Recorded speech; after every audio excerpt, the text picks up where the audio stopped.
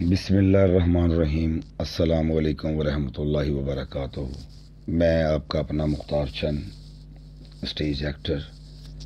कल मुझे एक ख़बर मिली कि मौलाना खादिम हुसैन रिजवी साहब अब इस दुनिया में नहीं रहे, तो बड़ा शदीद किस्म का धचका लगा, क्योंकि मैं उनके बयानात बड़े शौक़ से सुनता हूँ और इंशाअल्लाह जब तक मेरी ज़िंदगी है मैं सुनता रहूँगा। अल्फाज जो उनके मुंह से निकलते थे अहादीस के बारे में, गुलाब के फूलों की पड़कड़ियों की तरह खिल के सामने आते थे कि एक लफ्ज़ की समझ आती थी। अल्लामा इकबाल साहब के जो अशार, उनके मफ़हूम बताना, उनमें से अल्लामा साहब किस किस्म के खूबसूरत बयानात तैयार करते थे कि अल्लामा साहब के फ़लाँ शेर में आका हज़रत मोहम्मद सल्लल्लाहु अलैहि वसल्लम की ये तारीफ़ बयान की गई है। आशिक़ रसूल थे अल्लामा खादिम हुसैन रिज़वी साहब। पाक परवरदिगार उनके घर वालों को सब्र जमील अता फरमाए।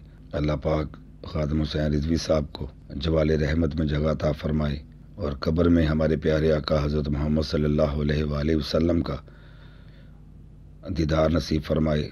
ये झूठ ना होगा कहना कि सचमुच में इस दौर में आशिक़ रसूल थे वो। मेरे जैसा एक जाहिल आदमी जो थिएटर पे काम करता है, वो जब थिएटर से फ्री होके या थिएटर जाने से पहले टीवी ऑन करता था या सोशल मीडिया मोबाइल पे तकरीर सुननी, अहादीस को इस तरीके से बयान करते थे। कई ऐसी अहादीस हैं जो हमारे नॉलेज में भी नहीं है, तो बड़ा ज़हनी रूहानी सुकून होता था। अल्लामा साहब की जगह तो कोई नहीं ले सकता। बहरहाल मेरी अल्लाह पाक से ये दुआ है कि पाक परवरदिगार हमें भी ईमान पर मौत नसीब फरमाए। आज उनकी नमाज जनाजा अदा कर दी गई है। एंड पे यही कहूँगा कि जो उनके मुंह से अल्फाज निकलता था, तो जो इंसान नहीं भी ना चाहते हुए भी उस नारे को दोहराता था, या पाक परवरदिगार इस नारे को रोज़े क़यामत तक इस तरह बुलंद रखना। कुफर जब भी ये नारा सुने वो मिट जाएं सफ़ा हस्ती से, लब्बैक लब्बैक या रसूल अल्लाह, लब्बैक लब्बैक या रसूल अल्लाह।